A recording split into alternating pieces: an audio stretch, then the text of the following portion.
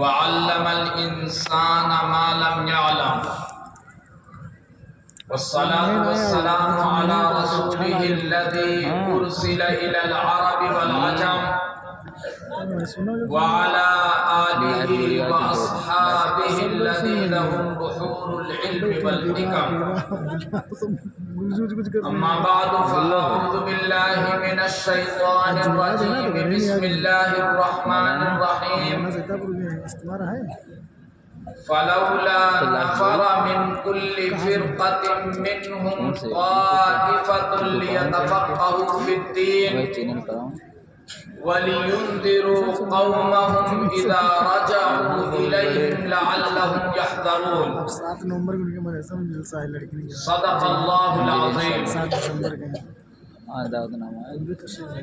وقال سيدنا ومولانا محمد صلى الله عليه وسلم: لا تزال طائفة من أمتي منصورين على الحق لا يضرهم من خذلهم ولا من خالفهم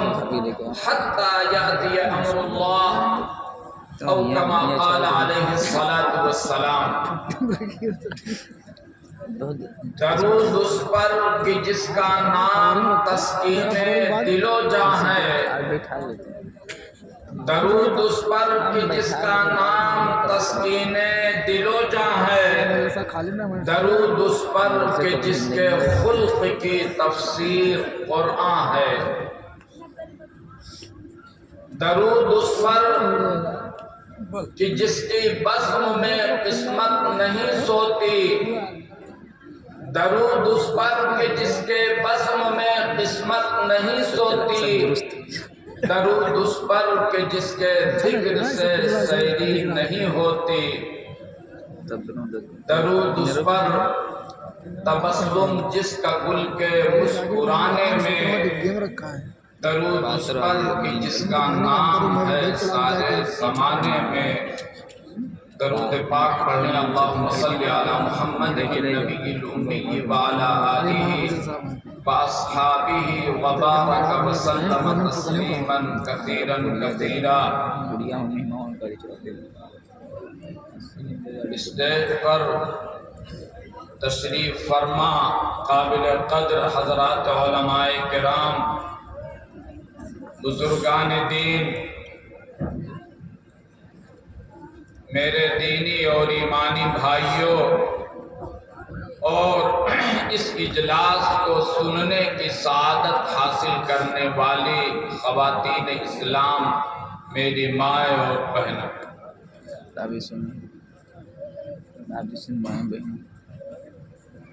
اس علاقے کے انتہائی بافیض علمی اور دینی درسگاہ احیاء العلوم گورا چوکی،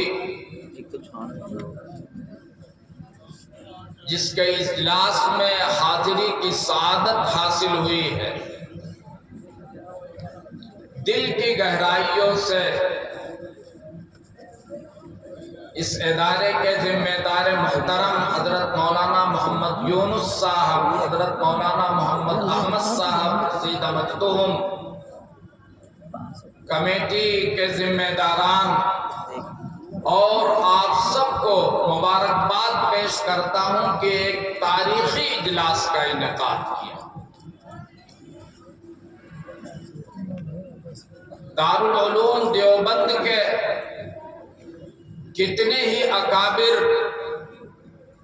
خاص طور پر مرکز علم و فن، مادر علمی دارالعلوم دیوبند کے محتمم گرامی مرتبت حضرت اقدس حضرت مولانا مفتی ابوالقاسم صاحب نعمانی زید مجدہم، نائب محتمم حضرت مولانا مفتی راشد صاحب زیدت معالیہم، اور وقف دارالعلوم دیوبند کے محتمم باوقار حضرت مولانا محمد سفیان صاحب قاسمی زیدت مکارمہم، ان جیسے اکابر کا اس علاقے میں آ جانا اور احیاء العلوم گورا چوکی کی دعوت کو لبیک کہہ دینا یقیناً پورے علاقے والوں کے لیے بڑی سعادت اور خوشبختی ہے۔ اللہ رب العزت ان حضرات اکابر کی حاضری کو اور ان کی آمد کو قبول فرمائے اور اس اجلاس کے بہتر سے بہتر اثرات مرتب فرمائے۔ اسی طریقے سے فرض بنتا ہے کہ میں دل کی گہرائیوں سے اپنے ان عزیز طلبہ کو اور ان کے اساتذہ کو، ان کے والدین کو مبارکباد دوں جن طلبہ نے قرآن کریم کا حفظ اس جامعہ کے علمی ماحول میں مکمل کیا ہے، اور آج اکابر کے ہاتھوں ان کے سروں کے اوپر دستار کا منظر بھی آپ دیکھیں گے اور ان اکابر کے بیانات کو بھی انشاءاللہ سماعت فرمائیں گے۔ اللہ رب العزت انہیں بھی دن دونی رات چوگنی ترقی عطا فرمائے اور علم و عمل کی دولت سے مالا مال فرمائے۔ حضرات گرامی، اس میں کوئی شک نہیں کہ یہ موقع انتہائی سعادت اور خوشبختی کا موقع ہے۔ قرآن کریم کی نسبت کے اوپر ہمارا اور آپ کا اجتماع بڑی ہی مسرت اور سعادت کا موقع ہے، مگر یاد رہے کہ ان سب سے زیادہ ہمارے اور آپ کے لیے اپنی ذمہ داریوں کے احساس اور شعور کا۔ اللہ رب العزت نے ہمیں اور آپ کو قرآن کریم اور آقائے نامدار تاجدار بطحہ محمد عربی صلی اللہ علیہ وسلم پر نازل کرتا اس کتاب مقدس کی پر ایمان کی دولت سے جہاں مالا مال کیا، اس پر جس قدر بھی شکر ادا کیا جائے کم ہے، اور اس یقین کے ساتھ، اس اعتماد کے ساتھ، اس حوصلے کے ساتھ اس بات کو آپ سنیے کہ امت جب تک اس کتاب سے وابستہ رہے گی اور اس کے حقوق کو ادا کرے گی اور اپنا دامن اس سے باندھے رکھے گی اور اس کے احکام کے اوپر عمل کرے گی تو دنیا میں بھی انشاءاللہ اسے فتح اور کامرانی نصیب ہوگی، اور آخرت میں بھی انشاءاللہ اللہ کی نصرت اور مدد اسے حاصل ہوگی۔ اس کتاب سے ہمارا رشتہ عقیدے اور فکر کا بھی رشتہ ہے، ایمان اور یقین کا بھی رشتہ ہے،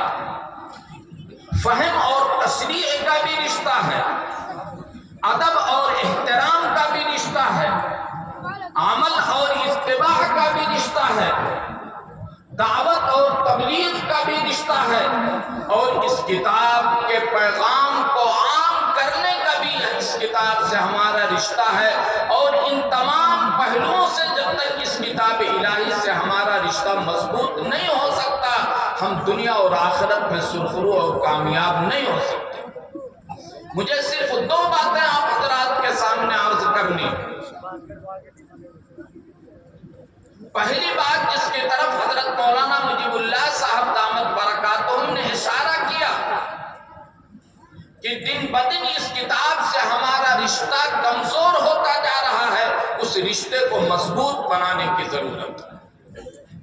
کئی اعتبار سے کمزور ہوتا جا رہا ہے۔ لاک ڈاؤن کے بعد کی جو صورتحال ہم مدارس کی دیکھ رہے ہیں،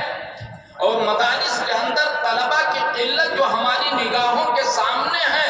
اس سے یہ پتہ چل رہا ہے کہ ہمارا اور آپ کا اس کتاب سے رشتہ کمزور ہوتا جا رہا ہے۔ ہماری نظر میں دنیا سما رہی ہے، اور اس کتاب سے جو ہمارا عملی تعلق ہونا چاہیے اس عملی تعلق میں دن بدن کمی آتی جا رہی ہے۔ مدارس کے اندر طلبہ نہیں ہے،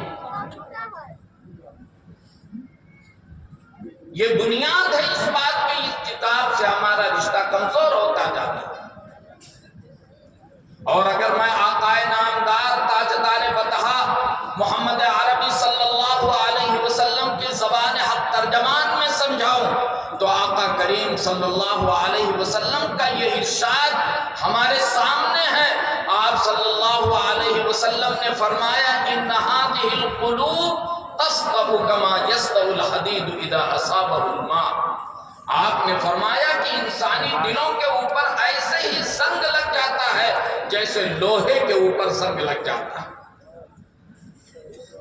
صحابہ کرام نے عرض کیا کہ اللہ کے رسول اس زنگ کو دور کرنے کا کیا طریقہ ہے؟ تو آقا کریم صلی اللہ علیہ وسلم نے جن دو عمل کی طرف اشارہ فرمایا انہی سے اس چیز کی اہمیت کا بھی پتہ چلتا ہے۔ آقا کریم صلی اللہ علیہ وسلم نے فرمایا کہ واقعی اگر تم یہ چاہتے ہو کہ تمہارے دلوں سے زنگ دور ہو جائے تو آپ صلی اللہ علیہ وسلم نے فرمایا کہ ایک تو کثرت کے ساتھ قرآن کریم کی تلاوت کیا کرو اور دوسرے موت کو کثرت کے ساتھ یاد کیا کرو۔ حضرت مولانا فرما رہے تھے سال گزر جاتے ہیں اور کتنے ہی نوجوان اور کتنے ہی ہمارے بھائی مسلمان ایسے ہیں کہ جن کو قرآن اٹھانے کی نوبت نہیں پیش آتی۔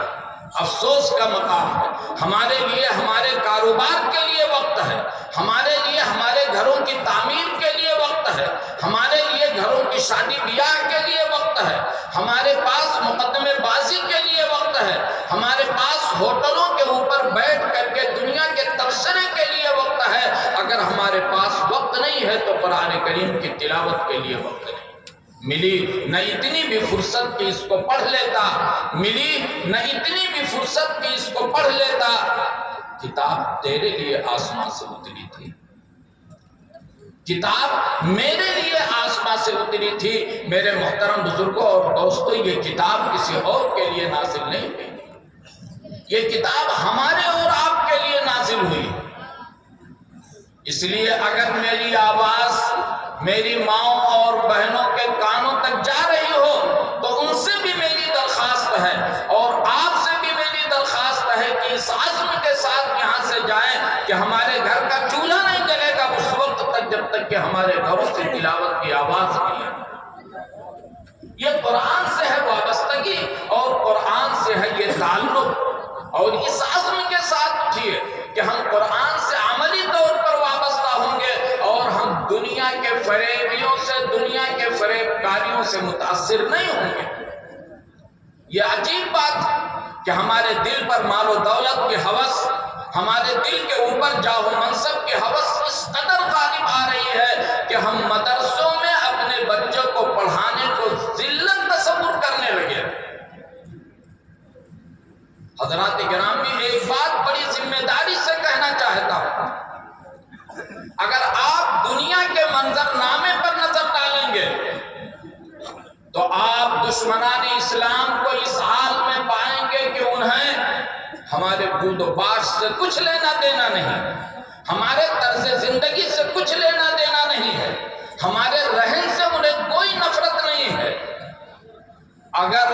ان کی کوشش ہے اور انہیں نفرت ہے تو اس سے نفرت ہے کہ ہم اور آپ اپنے مذہب اور اپنے دین سے کیوں جڑے ہوئے۔ ان کی پوری کوشش ہے، جتنے بھی کفر اور شرک کو فروغ دینے والی طاقتیں ہیں ان کا یہی حال ہے کہ ان کی خواہش اور ان کی چاہت یہ ہے کہ ہماری اور آپ کی جو وابستگی ہے دین سے، ہمارا اور آپ کا جو اٹوٹ رشتہ ہے آقا نامدار تاجدار مدحہ محمد رسول اللہ صلی اللہ علیہ وسلم سے، وہ رشتہ ٹوٹ جائے۔ ہم چٹائیوں کے اوپر دارالعلوم دیوبند کی درسگاہوں میں بیٹھ کر کے جائزہ لیتے ہیں، مدارس میں آنا جانا ہوتا ہے اور ہم دنیا کے حال پر نظر رکھنے والے ہیں۔ ہم یہ دیکھ رہے ہیں کہ دشمن کس نظر میں چل رہا ہے اور کس جہت میں چل رہا ہے۔ انہوں نے کوششوں کا ایک جال پھیلا رکھا ہے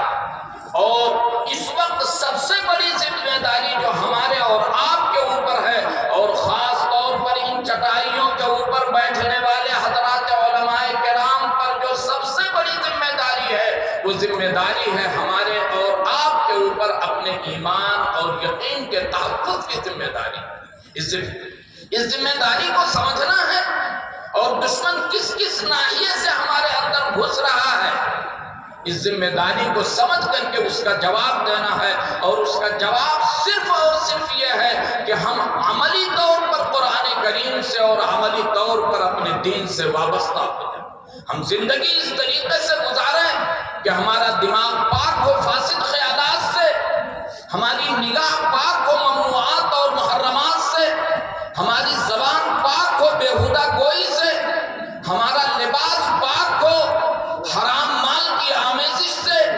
ہمارا معاشرہ پاک ہو ایک دوسرے کے اوپر ظلم و ستم کرنے سے۔ عملی طور پر دین اور شریعت نے جس چیز کا ہمیں حکم دیا ہے اور جو شریعت ہمیں حکم دے رہی ہے، اس وقت اس پر چلنے اور اس پر عمل کرنے کی سب سے زیادہ ضرورت ہے۔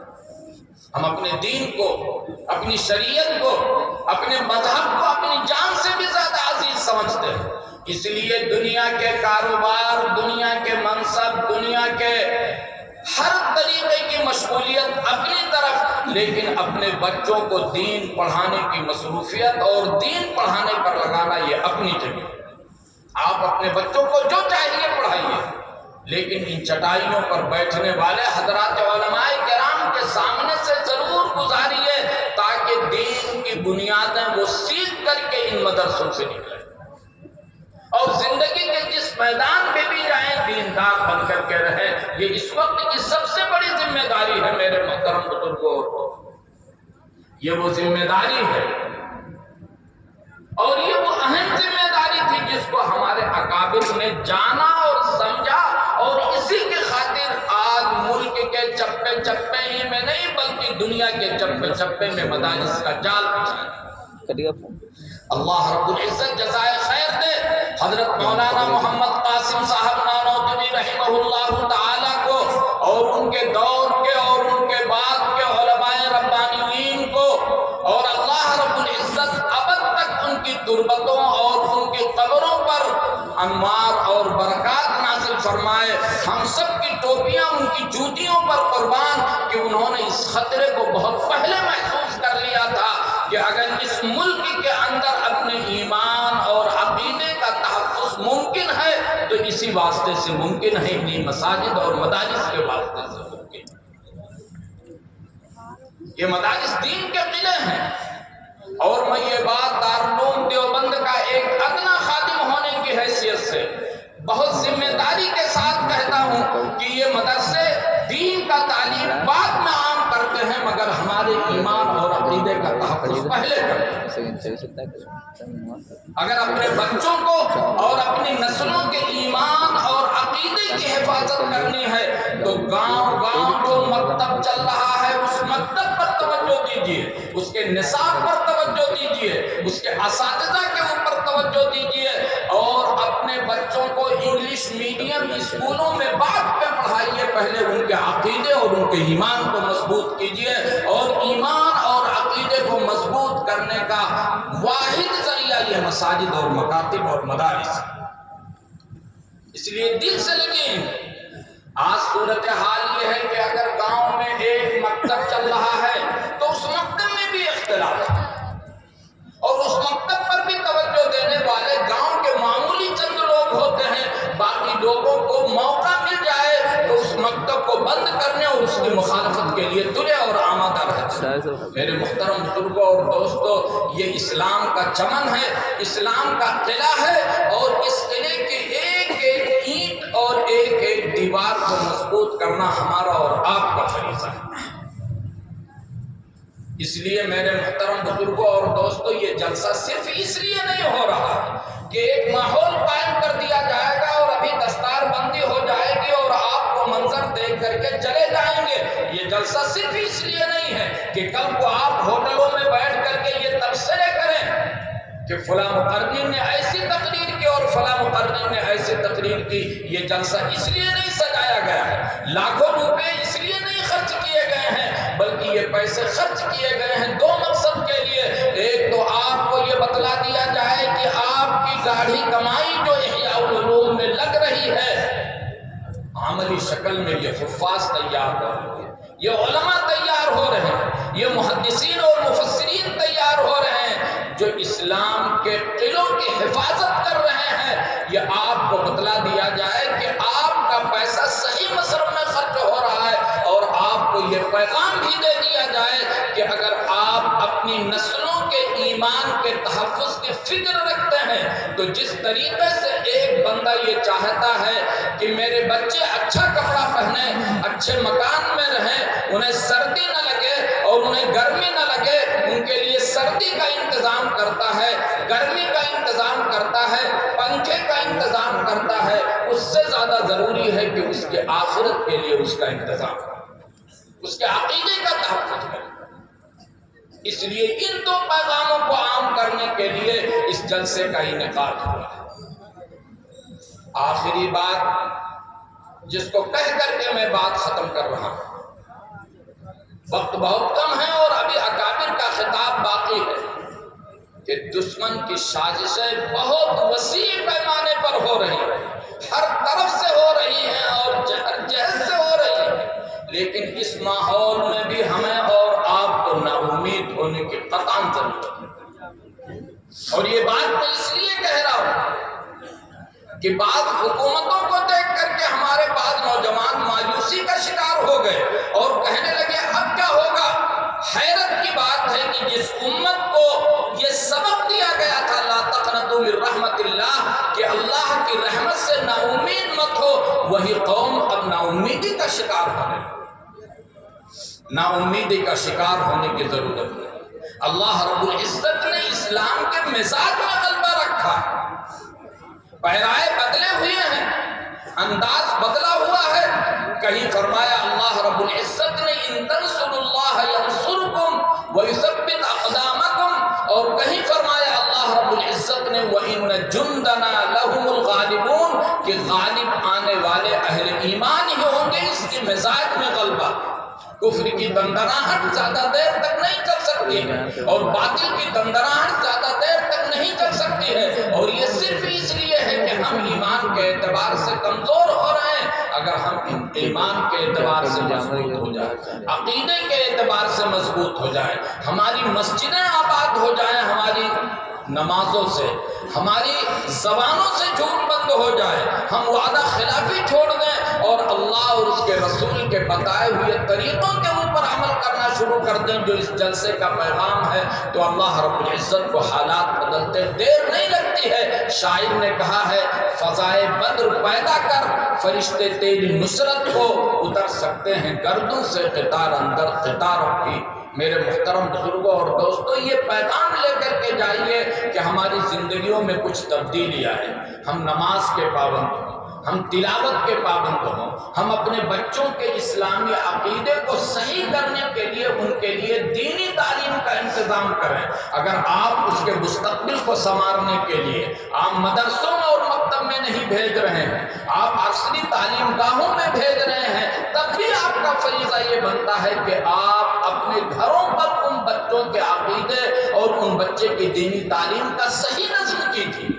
یہ حیرت کی بات ہے، مجھے افسوس کے ساتھ کہنا پڑتا ہے کہ آج ہم یہ تو چاہتے ہیں ہمارے جوتے اچھے رہیں، ہمارے کپڑے اچھے رہیں، ہمارے ہاتھ میں موبائل قیمتی رہے، لیکن جب کسی قاری کو اور کسی حافظ کو اور کسی مولوی کو تنخواہ دینے اور ٹیوشن پڑھانے کی بات آتی ہے تو ہم یہ چاہتے ہیں کہ 200-400 کا مدرس مل جائے۔ یہ افسوس، اپنی ذات کے اوپر خرچ کرنے میں کوئی دریغ نہیں، اور جب اسلام کی اور ایمان کی اور دین کی اور عقیدے کی اور دینی تعلیم کی بات آتی ہے وہیں ہماری پیشانیوں کے اوپر شکن آنے لگتا ہے اور ہماری پیشانیاں شکن آلود ہو جاتی ہیں۔ میرے محترم بزرگوں اور دوستوں، اگر میں دوسرے لفظوں میں یہ کہوں کہ تو بیجا نہ ہوگا کہ اس کا مطلب گویا یہ ہوا کہ ہمیں اپنے دین سے اور ہمیں اپنے عقیدے سے اور ہمیں اپنے علماء سے وہ محبت اور وہ عقیدت نہیں ہے جو ہونی چاہیے۔ یاد رہے کہ جس دن امت کا رشتہ اس اعتبار سے کمزور ہوتا چلا جائے گا اس دن ہمارا ایمان خطرے میں پڑ جائے گا، اور دشمنان دین اور اسلام دشمن طاقتیں اسی کوشش میں لگی ہوئی ہیں۔ اس لیے اس ذمہ داری کو سمجھیے، بیدار ہوئیے۔ اس وقت بیدار رہنے کی بہت ضرورت ہے، دشمن بہت بیدار ہے، ہمیں اور آپ کو بیدار ہونا ہے۔ یہ روز و شب، یہ صبح و شام، یہ بستی، یہ ویرانہ،